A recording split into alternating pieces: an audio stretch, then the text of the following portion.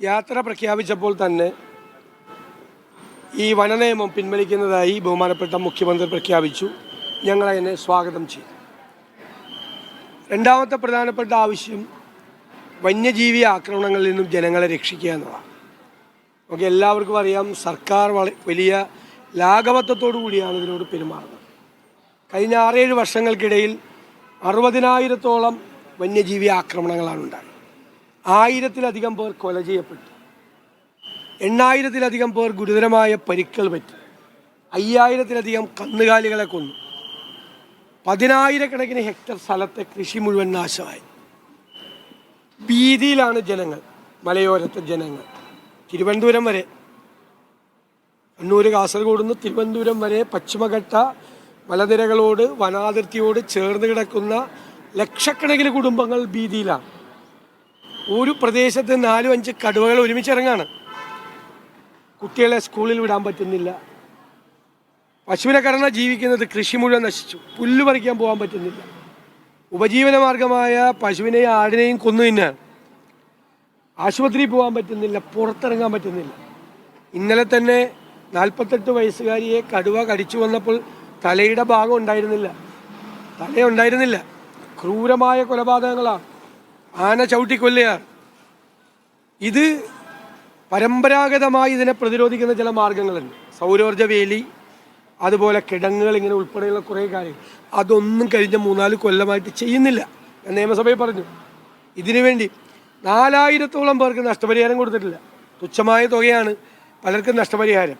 ഗുരുതരമായി പരിക്ക് പറ്റിയവർക്ക് പോലും ചികിത്സ കൊടുക്കാനുള്ള സൗകര്യങ്ങളില്ല. കൃഷി നശിച്ചവർക്ക് ഒന്നും കിട്ടുന്നില്ല. അപ്പോൾ ഇത് ഒരു പട്ടിണിയിലേക്ക് പോവുകയാണ്. ഭീതിയും പട്ടിണിയുമാണ് ഈ പ്രദേശത്ത്. അതിന് പരിഹാരം ഉണ്ടാക്കണം.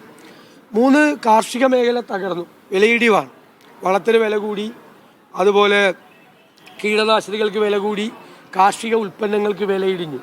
ഒരു സപ്പോർട്ടും ഇല്ല. 2 ഗവൺമെൻറ് ഭാഗത്തൊന്നുമില്ല.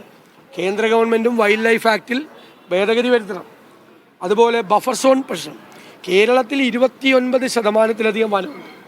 ദേശീയ ശരാശരിയേക്കാൾ കൂടുതലാണ്.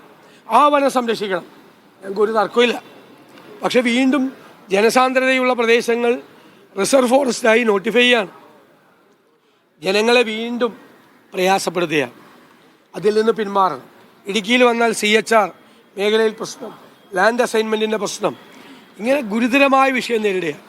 ആ മലയോരത്തെ ജനങ്ങളോട് ഐക്യദാർഢ്യം പ്രകടിപ്പിച്ച് കൂടുതൽ ഇൻട്രാക്ട് ചെയ്ത് ഞങ്ങൾ ഈ ജാഥ അവസാനിക്കുമ്പോൾ ഞങ്ങൾ ഒരു കോൺക്രീറ്റ് ആയിട്ടുള്ളൊരു പ്രപ്പോസൽ തയ്യാറാണ്. ഗവൺമെൻറ്റുകൾ അതിന് പരിഹാരം ഉണ്ടാക്കണം. ഞങ്ങൾ അവർക്ക് വാക്ക് കൊടുത്തിട്ടാണ് പോരുന്നത്, ഇതിന് ഞങ്ങൾ പരിഹാരം ഉണ്ടാക്കും എന്ന്. അപ്പോൾ സാധാരണ രാഷ്ട്രീയ ജാഥകൾ നടത്തുന്നതിൽ നിന്ന് വ്യത്യസ്തമായി ഒരു പ്രദേശത്തെ, ഒരു മേഖലയിൽ ജീവിക്കുന്ന, കുറ്റിയേറ്റു പോയിക്കൊണ്ടിരിക്കുന്ന ഒരു വംശത്തെ ചേർത്ത് നിർത്തുന്ന, ഒരു ജനപദത്തെ ചേർത്ത് നിർത്തുന്നതിന് വേണ്ടിയിട്ടുള്ള യാത്രയാണ് മലയോര സമര യാത്ര. ഇതിനെല്ലാവരുടെയും പിന്തുണ ഞാൻ അഭ്യർത്ഥിക്കുന്നു.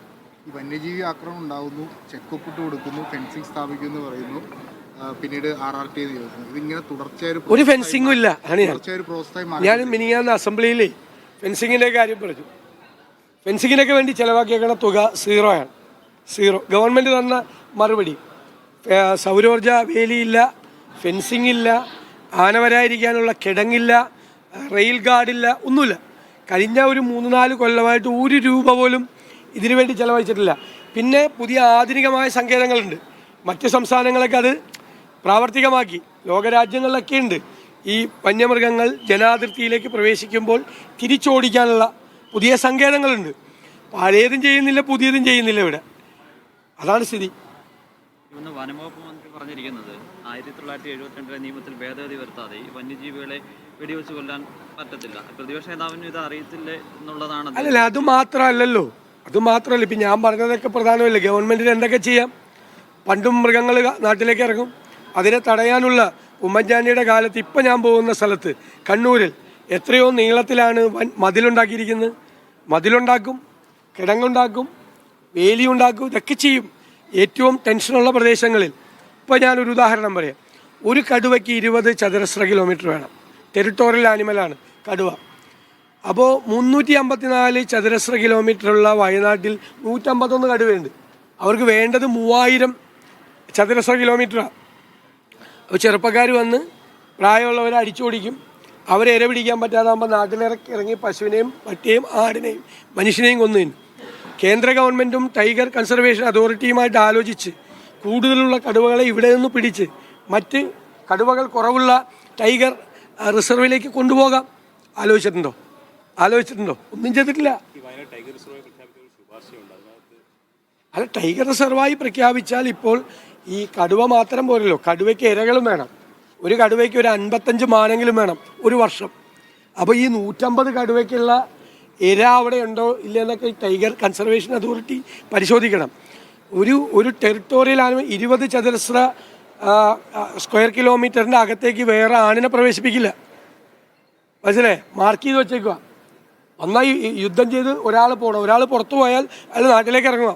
ഇതൊക്കെ ഈ ടൈഗർ കൺസർവേഷൻ അതോറിറ്റിയും കേന്ദ്ര ഗവൺമെൻറ്റും എല്ലാം വൈൽഡ് ലൈഫ് ആക്ടിൽ ഭേദഗതി വരുത്തണം. ഞങ്ങളല്ലേ അത് ആദ്യം പറഞ്ഞത്, ഞങ്ങളാണ് പറഞ്ഞത് ഭേദഗതി വരുത്തണം. പക്ഷെ അതുകൊണ്ട് മാത്രമായില്ല, ഇവിടെയും ഒരുപാട് തീരുമാനങ്ങൾ എടുക്കേണ്ടതിന് ഒന്നും ചെയ്യുന്നില്ല.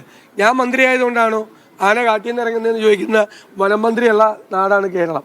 അദ്ദേഹം ചിരിച്ചുകൊണ്ടാണ് പറയുന്നത്. മനസ്സിലായോ? ഇതല്ല പ്രശ്നം. പ്രശ്നത്തെ ഗൗരവത്തോടു കൂടി ഗവൺമെൻറ് കാണുന്നില്ല. പിന്നെ ഈ ഭൂമി പ്രശ്നവും കാർഷിക പ്രശ്നവും